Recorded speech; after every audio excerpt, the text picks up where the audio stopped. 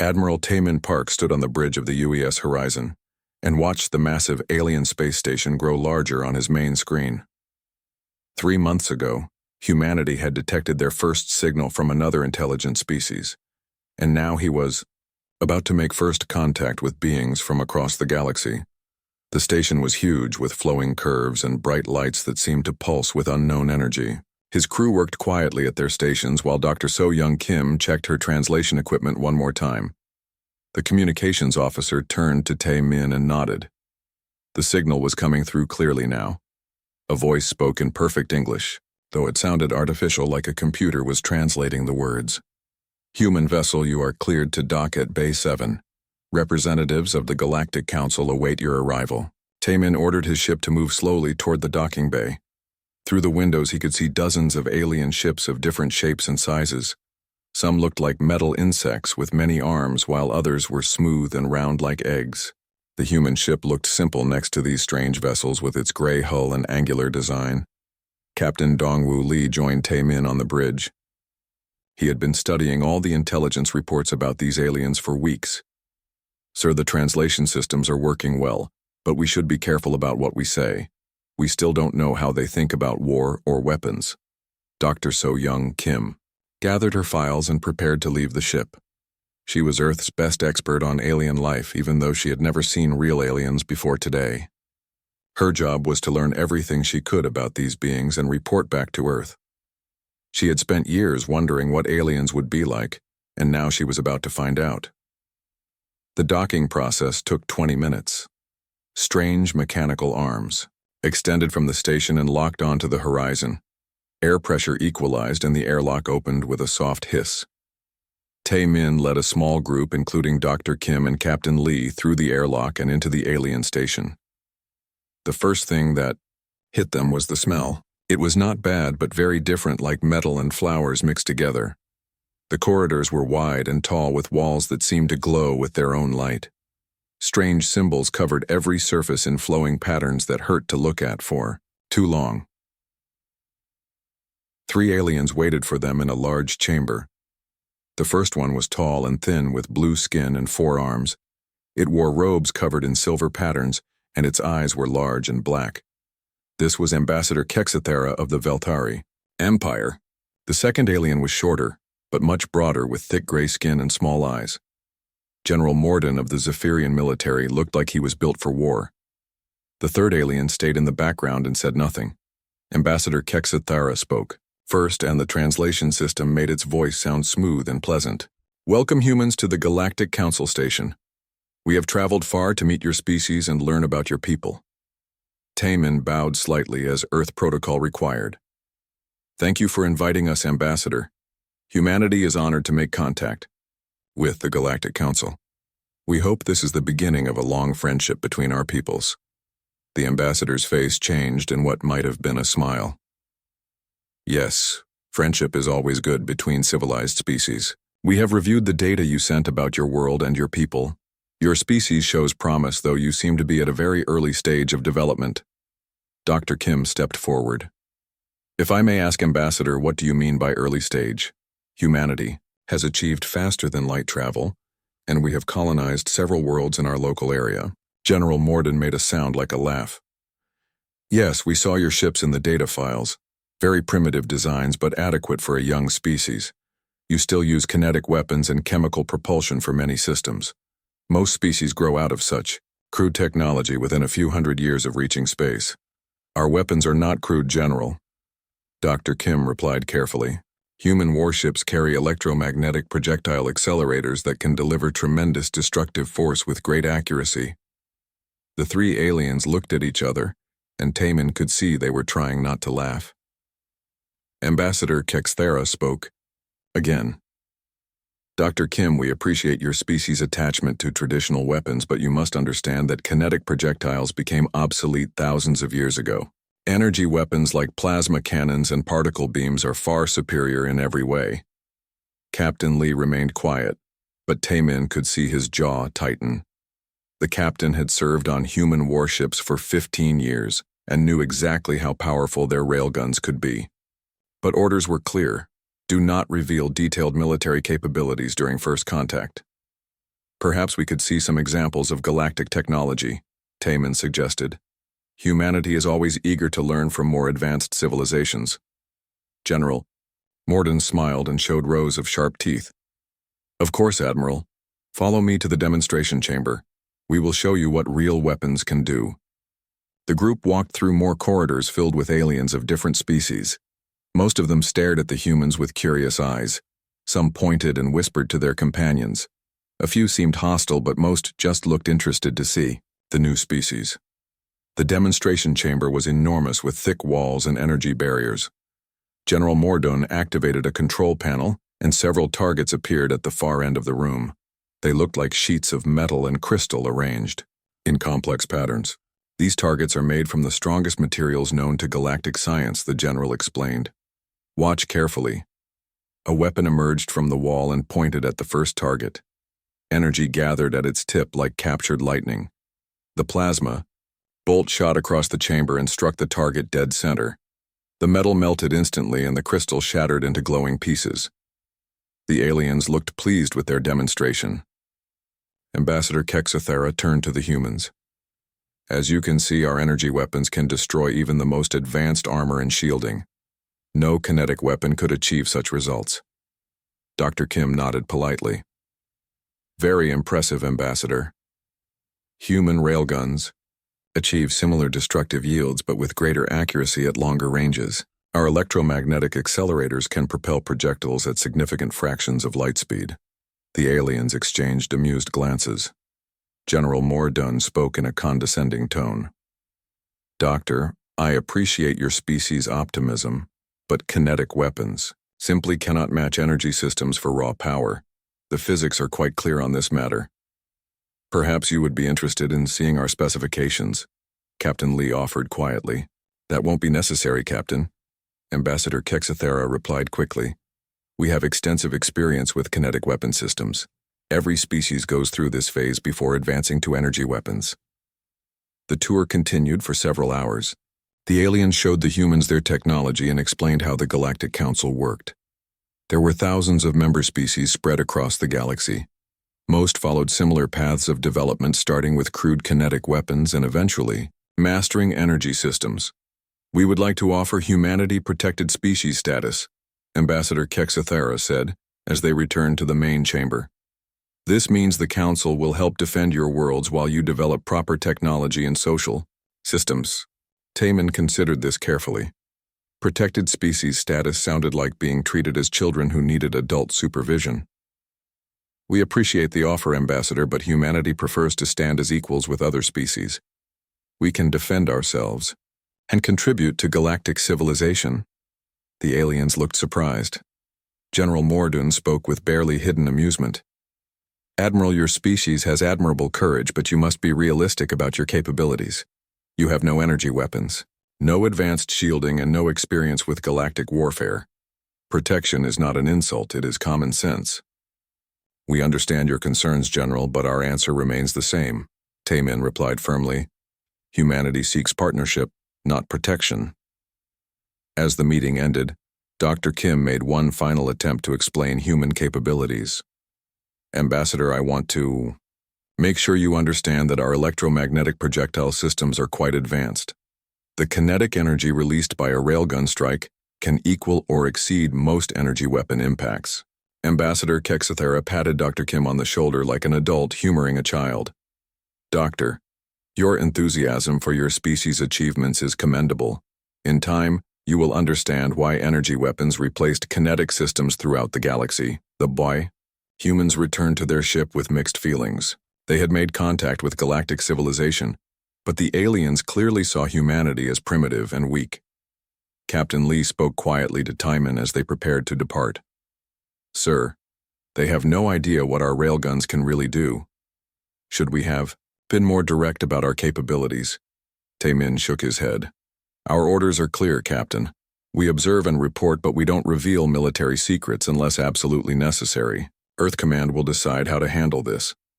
As the horizon pulled away from the alien station, Dr. Kim worked on her report.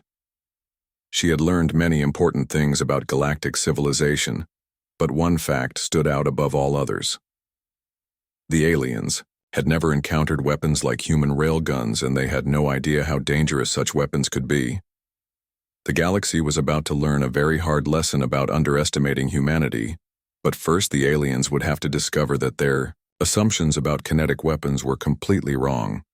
That discovery would come sooner than anyone. 6 months had passed since the first meeting with the Galactic Council, and human ships were now traveling the established trade routes.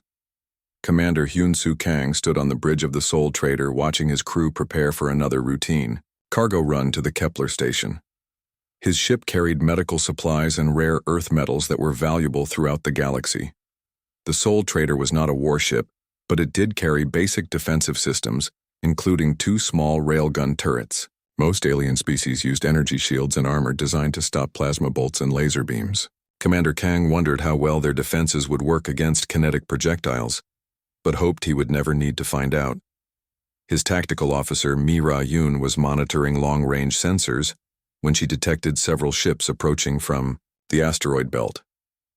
"Commander, I'm reading 5 vessels on an intercept course.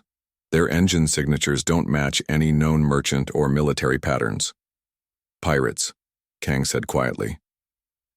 The Draknor Syndicate had been growing bolder in recent months, attacking ships from species the Galactic Council considered weak or unimportant. Human vessels were now prime targets since the aliens believed humanity had no real military power. The lead pirate ship opened communications, and a harsh voice filled the bridge. "Human cargo vessel, you will stop your engines and prepare to be boarded. Resist and we will destroy your ship and sell your crew as slaves." Commander Kang activated his own communication system. "This is the Soul Trader requesting immediate assistance from galactic peacekeepers. We are under attack by pirate vessels in Sector 7. The response came back within minutes, but it was not what Kang had hoped to hear. "Soul Trader, this is Peacekeeper Command. We cannot provide assistance at this time. You are advised to comply with local authorities and avoid escalating the situation." Mi Ra-yoon looked at her commander with anger in her eyes. "Sir, the peacekeepers are abandoning us. They don't consider pirate attacks on human ships worth their attention. The pirate ships were closing fast now, and their weapons were charging." Kang had 2 choices: surrender and hope his crew would survive, or fight back with weapons the enemy had never seen before. His orders from Earth Command were clear about avoiding conflict, but they also said to protect human lives at all costs. "Mira, charge the railgun turrets, but don't target the enemy ships yet. Maybe we can scare them off without revealing our full capabilities." The Soul Trader's small railgun turrets rotated to track the approaching pirates. The Draknor ships immediately changed course, believing the humans were preparing some kind of desperate kinetic weapon attack. The pirate commander laughed over the communication channel. "Human fools, your primitive projectile weapons cannot penetrate our shields. You will only make your deaths more painful by resisting." On Earth, Fleet Admiral Chung Ho-nam was reviewing intelligence reports about increasing pirate activity in human space. His office in the Seoul Defense Command overlooked the Han River, where construction crews were building new orbital defense platforms. Every platform would be armed with the latest electromagnetic acceleration systems. Engineer Ji-won. Han entered the Admiral's office carrying data tablets filled with technical specifications. "Sir, the new railgun systems are performing beyond expectations. We can now achieve muzzle velocities of 40% light speed with tungsten penetrator rounds." Admiral Nam studied the numbers carefully. 40% of light speed meant incredible kinetic energy that could punch through almost any material. "Ji-won, what's our assessment of alien defensive systems? Do they have anything that could stop these projectiles?" "No, sir," Ji-won replied confidently. "Their energy shields are designed to deflect plasma bolts and particle beams. Solid projectiles, at relativistic speeds, will pass right through like the shields don't exist." The Admiral walked to his window and looked out at the city below. Millions of people lived their daily lives not knowing that humanity might soon be at war with alien civilizations. "Ji-won, I want you to accelerate production of our new systems. Something tells me we're going to need them sooner than planned." Back in space, Commander Kang was still hoping to avoid bloodshed when the pirates opened fire. Plasma bolts streaked toward the Soul Trader and struck the ship's basic energy shields. The shields held, but they were weakening with each impact. In a few minutes, the pirates would break through and the cargo ship would be helpless.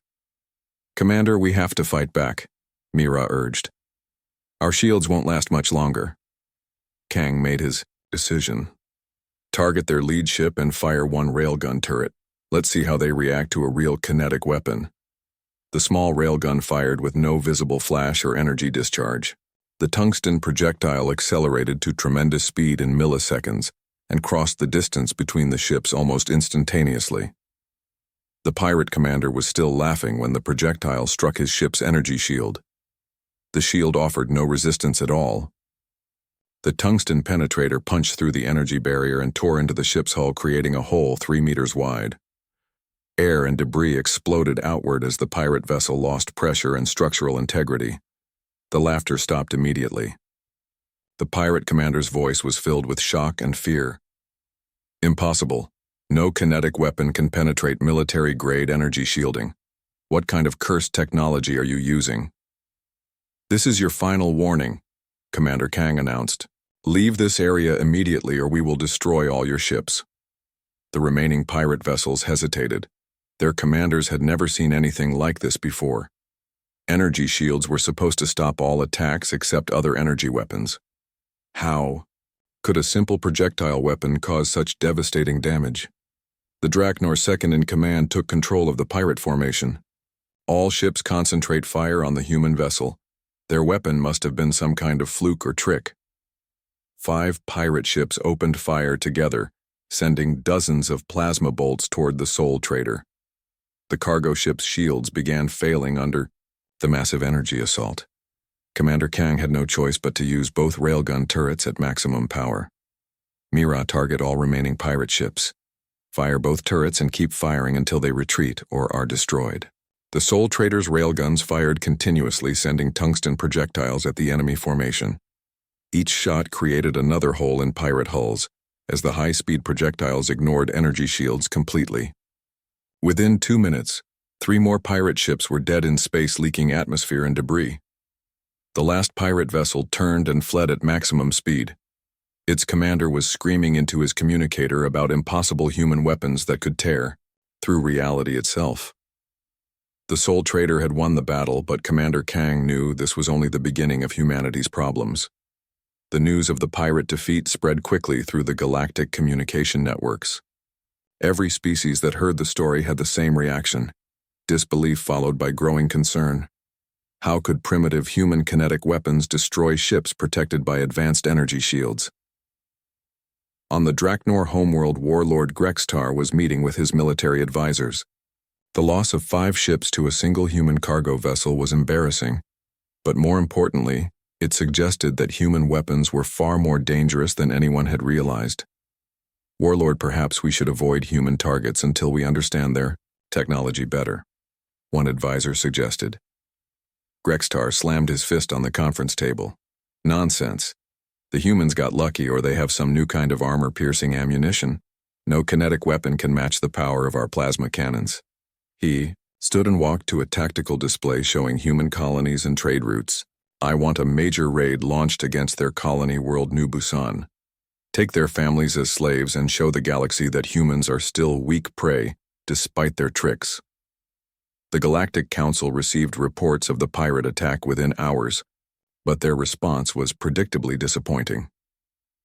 Ambassador Kexthera read the official statement during a closed session meeting. "The incident in Sector 7 appears to be an isolated case of pirates underestimating human defensive capabilities. We see no need for major policy changes at this time." General Morden was not convinced. "Ambassador, 5 pirate ships were destroyed by a single cargo vessel. Either our intelligence about human weapons is completely wrong or something else is happening here." "General, you are overreacting," the ambassador replied. "The pirates were probably using outdated equipment and the humans simply had better armor-piercing rounds. This changes nothing about our assessment of human military power." But it was already too late for the Galactic Council's denial to matter. The news had reached every corner of the galaxy, and other species were starting to ask difficult questions about human capabilities. If a cargo ship could destroy 5 pirate vessels, what could human warships do against military targets? On Earth, President Yoon-ji Lee was meeting with her military commanders in the underground bunker beneath the Blue House. The reports from Commander Kang were troubling not because of the battle itself, but because of what it revealed about galactic attitudes toward humanity. Admiral Nam, it's clear that the other species see us as weak and expendable. The peacekeepers won't protect our ships and the pirates think we're easy targets. How long before we face a real military threat? Admiral Nam consulted his tactical assessments. Madam President, our intelligence suggests that several alien military forces are already discussing the Huma. The attack on New Busan came without warning in the early morning hours when most of the colonists were still sleeping. 12 Draknor raider ships dropped out of hyperspace and began their assault on the peaceful farming world. Colony Administrator Sun Ho Kim was awakened by emergency alarms and rushed to the communications center to coordinate the defense. New Busan had only basic orbital defenses and a small security force armed with conventional weapons. The colony had been established just 3 years ago by families looking for a quiet life away from the crowded cities of Earth. Now those same families were running for their lives as plasma bolts rained down from the sky. The Park family lived on a farm outside the main settlement. Jae-ho Park was trying to get his wife and 2 children to the emergency shelter when Draknor landing craft appeared overhead. The alien soldiers that emerged were large reptilian creatures with thick armor and energy weapons. They moved through the colony, systematically capturing humans and loading them onto transport vehicles. "Please don't hurt my children," Mrs. Park begged as the aliens surrounded her family. The Draknor squad leader looked at her with cold eyes. "Your children will make excellent slaves if they survive the journey. You humans are weak, but you learn quickly when properly motivated." Similar scenes played out across the colony as 3 human families, including the Parks and the Schwas, were taken prisoner. The Draknor had learned from other raids that live humans were more valuable than dead ones in the galactic slave markets. Colony Administrator Kim sent desperate messages to Earth Command and the Galactic Council requesting immediate assistance. The Earth Command response was swift. Help was coming. The Galactic Council response was typically disappointing. They could not intervene in internal territorial disputes between species. Internal territorial disputes, Kim said angrily to his communication officer. They're calling a slave raid an internal dispute because they don't want to admit that pirates are operating freely under their watch. The UES Incheon was the closest. Human warship to New Busan, and Captain Bo-ram Yu received her orders within 6 hours of the attack. She was to proceed to the Draknor base, rescue all human prisoners, and eliminate any threats to human colonists in the sector. Captain Yu studied the intelligence reports while her ship traveled through hyperspace toward the enemy stronghold. The Draknor had established their base in a large asteroid that had been hollowed out and fortified with military-grade energy shields and weapon systems. 12 warships protected the base, including the vessels that had attacked New Busan. Lieutenant Woo Jin Seo was the Incheon's railgun specialist and one of the best gunners in the human fleet. He spent hours calculating firing solutions and studying the enemy defensive positions. The asteroid base was protected by overlapping energy shields designed to deflect plasma bolts and particle beams. "Captain, the enemy shields are impressive, but they're configured for energy weapon defense only," Lieutenant Seo reported. "Our railguns should be able to penetrate without difficulty." Marine Colonel Hyjin Park was preparing her assault teams for the ground operation to rescue the prisoners. Her Marines were equipped with power armor and kinetic weapons designed for close-quarters combat. They had trained for hostage rescue missions but never against alien opponents. The Incheon dropped out of hyperspace at the edge of the asteroid field and immediately began active scanning of the enemy base. The Draknor commander Vexmore was alerted to the human ship's arrival and couldn't believe what his sensors were telling him. "One ship?" Vexmore laughed. "The humans send one small warship against my entire fleet. Their arrogance will be their destruction." He opened a communication channel to the human vessel. "Human Captain, this is Warlord Vexmore of the Draknor Syndicate. You have entered our territory and threatened our operations. Surrender immediately, or we will add your crew to our slave inventory." Captain Yu's response was calm and professional. "Warlord Vexmore, this is Captain Bo-ram Yu of the United Earth ship Incheon. You are holding human prisoners taken in an illegal raid on a civilian colony. Release them immediately or face the consequences. Vexmore found this even more amusing. Captain, your little ship carries primitive kinetic weapons that cannot penetrate our advanced shielding. You are outnumbered 12 to 1 and completely outgunned. Last chance to surrender before we destroy you. Wu Jin, target the 3 nearest enemy vessels. Captain Yu ordered quietly. All railgun batteries prepare to fire on my command. The Draknor ships began moving into attack formation, confident that their energy shields would protect them from whatever pathetic weapons the lone human ship might possess. They had seen the reports about the cargo vessel Soul Trader, but dismissed them as exaggerated stories told by cowardly pirates. Lieutenant Seo had his firing solutions locked in and was ready to demonstrate the true power of human electromagnetic acceleration technology. The Incheon's main railgun batteries could fire tungsten penetrators at 60% of light speed with pinpoint accuracy across vast distances. All batteries report ready to fire, Captain, Seo announced. Captain Yu gave the order that would change everything. Fire. The railguns fired simultaneously, sending multiple projectiles toward the enemy formation. There was no visible beam or energy discharge, just the subtle vibration of massive electromagnetic coils discharging their stored power. The tungsten penetrators crossed the distance between the ships in seconds, traveling at a significant fraction of light speed. The first Draknor ship exploded as 3 railgun projectiles punched through its energy shields and tore through the hull from bow to stern. The second ship lost its entire forward section when 2 projectiles struck its command center. The third ship simply disintegrated as multiple hits destroyed its structural integrity completely. Warlord Vexmore watched, in absolute horror, as 3 of his best ships were annihilated in the opening seconds of the battle. His energy shields, the most advanced defensive technology in the galaxy, had offered no protection at all against the human weapons. Impossible, he screamed into his communicator. No kinetic weapon can penetrate military-grade shielding. What cursed technology are these humans using? His remaining ships opened fire with everything they had, sending hundreds of plasma bolts toward the Incheon. The human ship's energy shields flared and sparked under the massive assault, but they held long enough for Captain Yu to order a second railgun salvo. 4 more Draknor ships died in the second barrage, as tungsten projectiles moving at relativistic speeds tore through their hulls like they were made of paper. The survivors began to panic as their commanders realized they were facing weapons that made their own technology obsolete. All ships concentrate fire on that cursed human vessel, Vexmore ordered desperately.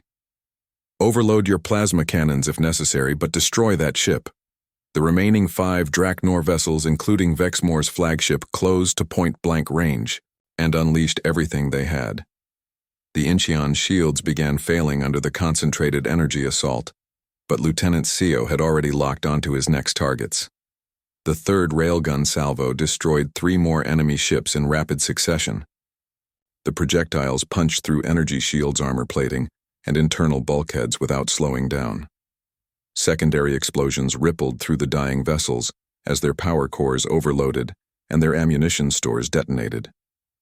Only 2 Draknor ships remained, including the flagship. Vexmore was screaming orders at his crew while damage reports flooded his command center. His mighty fleet had been reduced to scrap metal in less than 10 minutes by weapons he had believed were primitive and harmless. Target the asteroid base, Captain Yu ordered. I want those defensive shields down so we can launch the rescue operation. The Incheon's heavy railguns turned toward the fortified asteroid and began systematic bombardment of the energy shield generators. Each projectile impact sent shockwaves through the facility as the shields flickered and failed under the kinetic assault.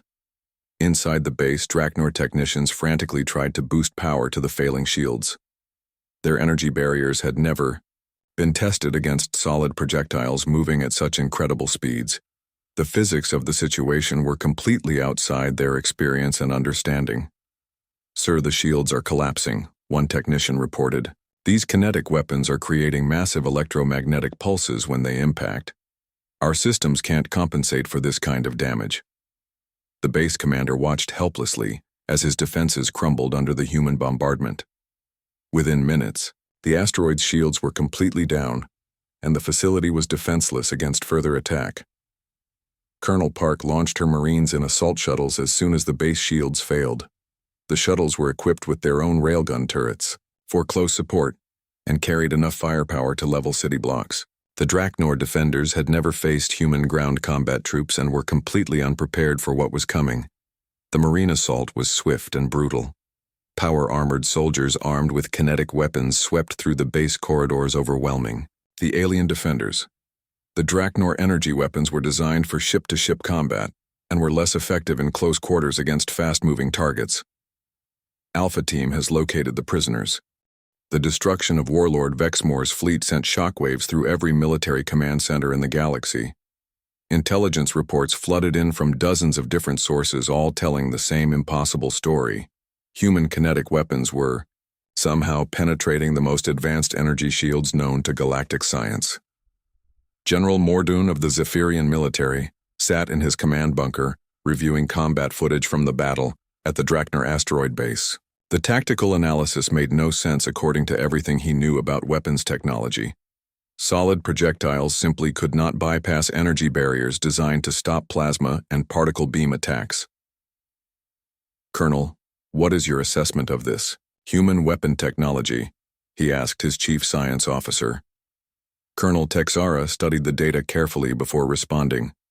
Sir, the humans appear to be accelerating metallic projectiles to extraordinary velocities using electromagnetic fields. The kinetic energy release on impact exceeds most energy weapon systems. That's impossible, General Mordoon replied firmly. Kinetic weapons are primitive technology. Every civilized species abandoned them thousands of years ago in favor of superior energy systems, but the evidence was undeniable. 12 Draknor warships had been reduced to scrap metal by a single human vessel using nothing but electromagnetic projectile accelerators. Either human technology was far more advanced than anyone realized, or the galaxy's understanding of weapons physics was fundamentally flawed. At the Galactic Council Station, Ambassador Kexathera was facing the most serious crisis of her diplomatic career. Representatives from 40 different species were demanding explanations about human military capabilities and why the Council had failed to properly assess the threat they represented. Ambassador, you assured us that humans were a primitive species with crude kinetic weapons, the Altarian delegate accused. Now we learn that their projectile systems can destroy our most advanced warships. Ambassador Kexathara tried to maintain her composure despite the growing panic around her. Distinguished colleagues, I believe we are dealing with isolated incidents involving outdated pirate vessels, with poor maintenance and substandard shielding systems. The Centaurian military attaché stood up angrily. Ambassador, the Draknor fleet was equipped with current-generation energy shields purchased from our own manufacturers. Those shields should have stopped any kinetic weapon ever developed. Admiral Taman Park arrived at the Galactic Council Station 3 days after the Draknor incident. His mission was to provide the Council with accurate information about human military technology and hopefully prevent further misunderstandings that could lead to larger conflicts. Ambassador Kexathara met him in the same chamber where they had first discussed human weapons 6 months earlier. This time, however, her attitude was very different. The condescending smile was gone, replaced by barely concealed anxiety about what she might learn. Admiral Park, we need to understand exactly what happened at the pirate base. Our military experts are having difficulty explaining how your kinetic weapons achieved such results against energy shielding. Taman had been authorized by Earth Command to provide basic technical information about railgun systems in hopes of preventing further escalation. Ambassador, our electromagnetic projectile accelerators use powerful magnetic fields to propel solid projectiles at very high velocities. The kinetic energy released on impact can be quite substantial. But how do they penetrate energy shields? General Morden demanded. Every species in the galaxy uses energy barriers because they provide superior protection against all known weapon types. General, your energy shields are designed to deflect plasma bolts and particle beams. Taman explained patiently. They create electromagnetic fields that can redirect charged particles and energy pulses. Solid projectiles moving at high speed are affected differently by such fields. The truth was slowly beginning to dawn on the assembled aliens. Their advanced defensive technology was specifically designed to counter energy weapons because that was the only type of ship-to-ship armament most species had ever developed. No one had considered the possibility that kinetic weapons could be made effective at interstellar combat ranges. Dr. J. Kyung-oh arrived from Earth a week later to present a detailed lecture on human weapons technology to the Galactic Science Council. He was one of humanity's leading experts on electromagnetic acceleration systems and had helped develop many of the innovations that made human railguns so effective. The lecture hall was packed with military officers and weapons researchers from across the galaxy. Everyone wanted to understand how humans had achieved what every other species considered impossible, making kinetic weapons competitive with advanced energy systems. The key breakthrough was achieving extremely high projectile velocities. Dr. O explained as he activated a holographic display showing railgun components. Our electromagnetic accelerators can propel tungsten penetrators at significant fractions of light speed. A Velthari scientist raised his hand.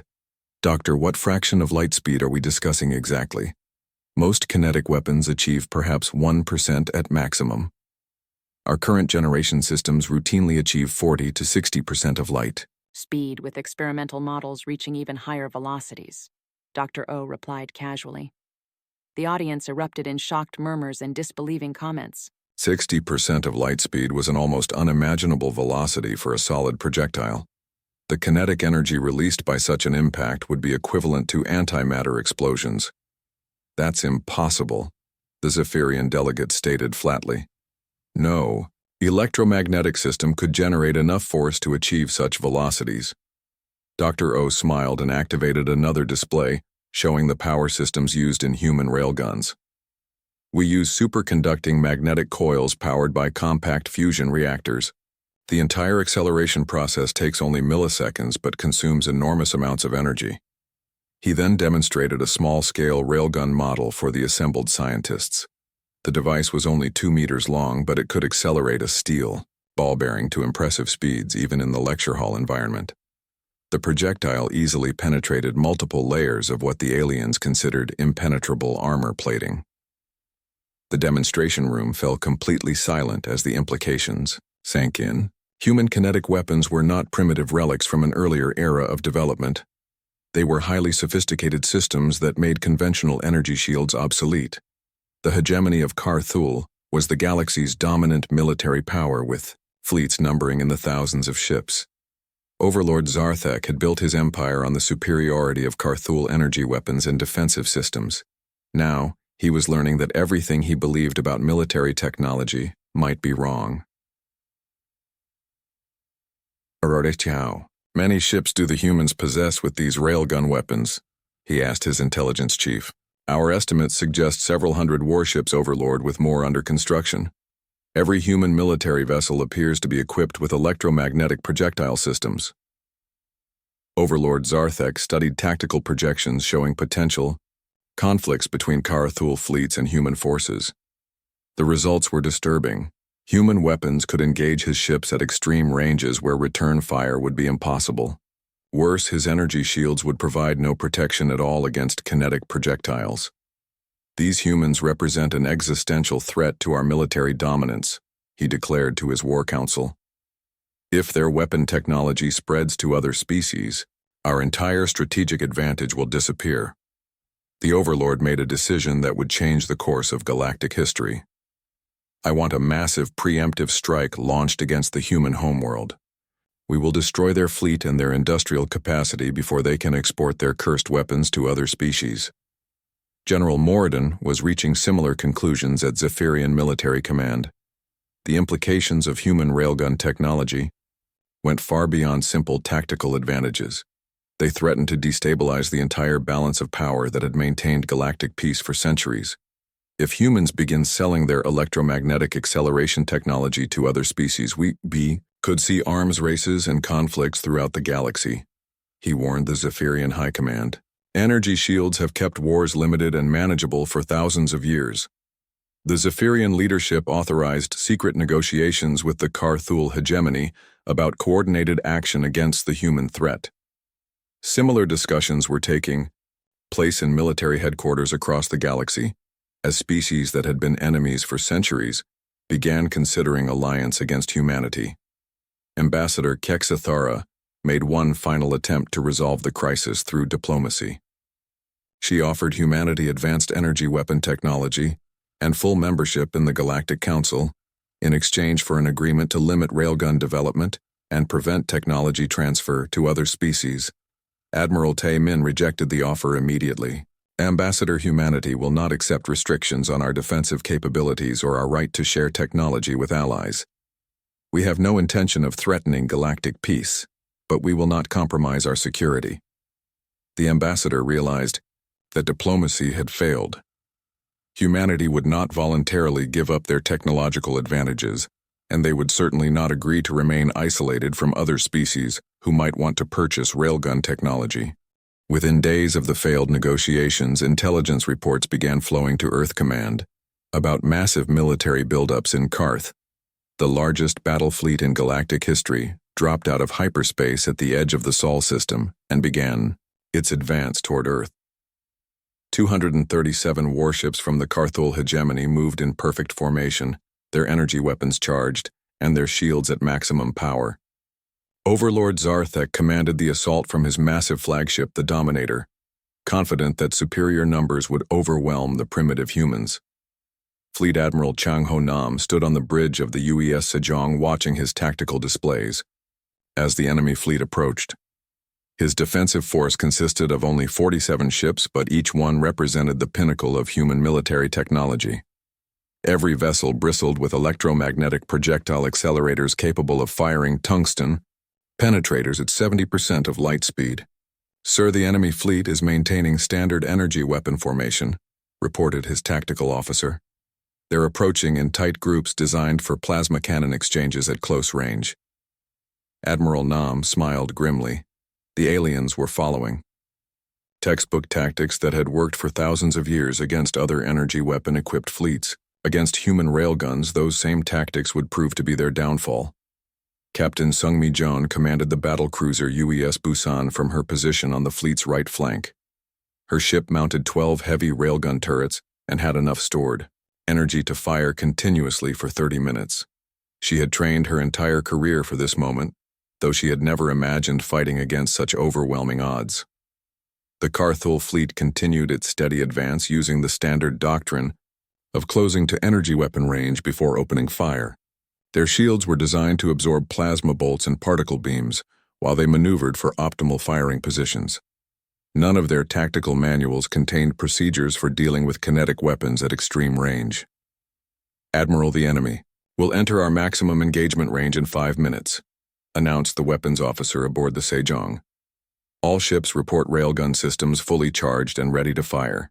Captain Kyung-ho Han of the destroyer UES Daegu was responsible for coordinating the fleet's long-range targeting systems. His computers had calculated firing solutions for every enemy vessel and tracked their predicted movement patterns. The IOR aliens were flying in such perfect formation that they were making themselves ideal targets. Overlord Zarthek was pleased with his fleet's performance as they approached the human homeworld. The enemy ships were holding position in a defensive formation that would be easily overwhelmed once his vessels closed to plasma cannon range. He opened a communication channel to deliver his ultimatum. "Human Fleet Commander, this is Overlord Zarthek of the Karthul hegemony. Your species has developed weapons technology that threatens galactic stability. Surrender immediately, and your people will be relocated to reservation worlds where they can live under proper supervision." Admiral Nam responded with calm professionalism.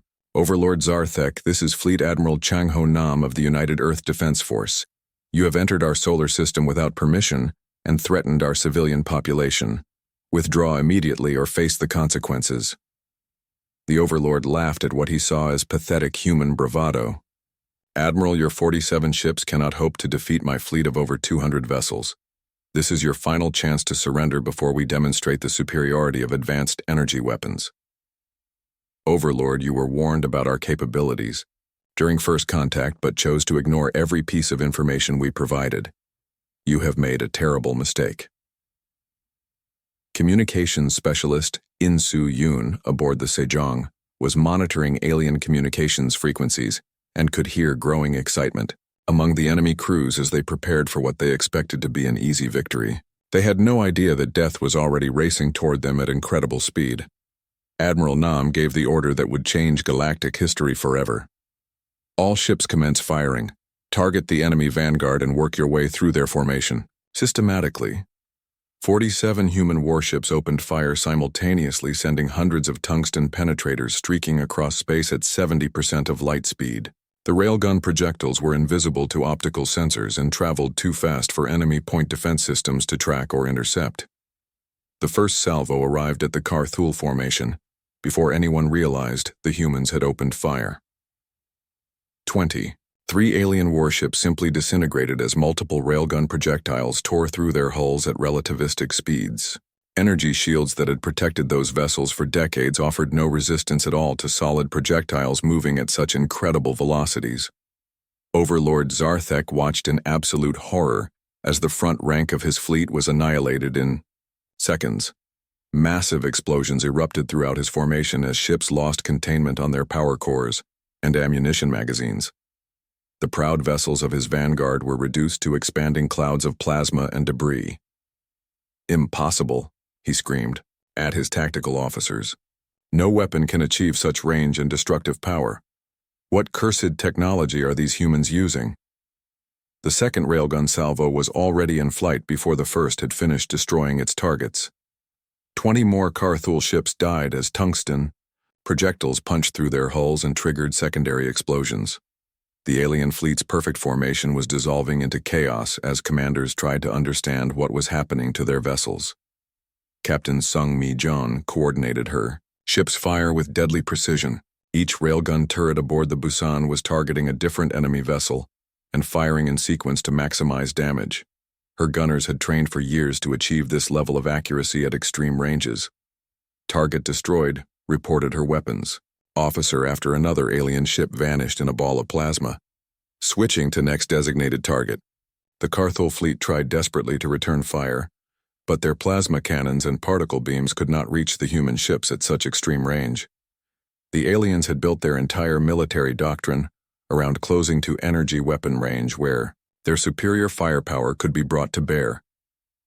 "All ships emergency acceleration," Overlord Zarthek ordered frantically. "Close the range and engage with all weapons." But the human railguns were firing faster than the alien ships could advance. Every few seconds, another salvo of projectiles crossed the void and destroyed more vessels. The Carthul fleet was being systematically dismantled by weapons they could not defend against or effectively counter. Captain Han coordinated the targeting, data from his destroyer ensuring that every human ship was firing at optimal targets. The aliens were trying to scatter their formation, but they were still too close together for effective evasive maneuvers. "Admiral, the enemy fleet is breaking apart," he reported. 57 vessels destroyed so far with minimal damage to our forces. Some Carthul ships tried to retreat, but the railgun projectiles traveled too fast for any escape attempt. Others tried to hide behind the wreckage of their destroyed comrades, but tungsten penetrators moving at relativistic speeds punched through multiple hulks without losing significant energy. Overlord Zarthek's flagship was struck by 3 railgun projectiles that tore through its heavily armored hull like it was made of tissue paper. The Dominator lost power and began venting atmosphere as damage control teams fought desperately to contain the destruction. "Overlord, all forward sections are gone," reported his damage control officer. "Engineering is offline and we have massive hull breaches throughout the ship." The proud leader of the Carthul hegemony found himself in a crippled vessel, surrounded by the burning wreckage of his mighty fleet. In less than 20 minutes, over half of his ships had been destroyed by weapons he had believed were primitive and ineffective. Communications specialist Yoon was intercepting frantic transmissions from surviving alien vessels as their commanders tried to coordinate some kind of response to the devastating human attack.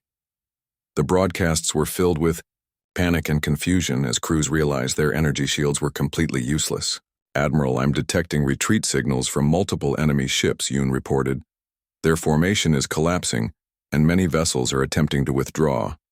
But Admiral Nam was not finished with the lesson he was teaching the galaxy about underestimating humanity. "Continue firing until all enemy vessels have been destroyed or have fled the system. Send a clear message about the consequences of threatening Earth. The battle continued for another 10 minutes as human railguns systematically destroyed or disabled every Carthul ship within range. Those aliens who managed to escape did so with crippled vessels and traumatized crews who would never forget what they had witnessed. Overlord Zarthek found himself aboard a life pod watching his flagship break apart around him. The Dominator had been the most powerful warship in the galaxy, and it had been reduced to scrap metal by human kinetic weapons that everyone had dismissed as primitive. As his escape pod drifted away from the battlefield, he activated an emergency transmitter and began broadcasting warnings to every military force in known space. Do not engage the humans. Their weapons tear through our shields like they are made of nothing. We ignored every warning they gave us about their capabilities, and now my fleet is destroyed. The few surviving Carthul space OVA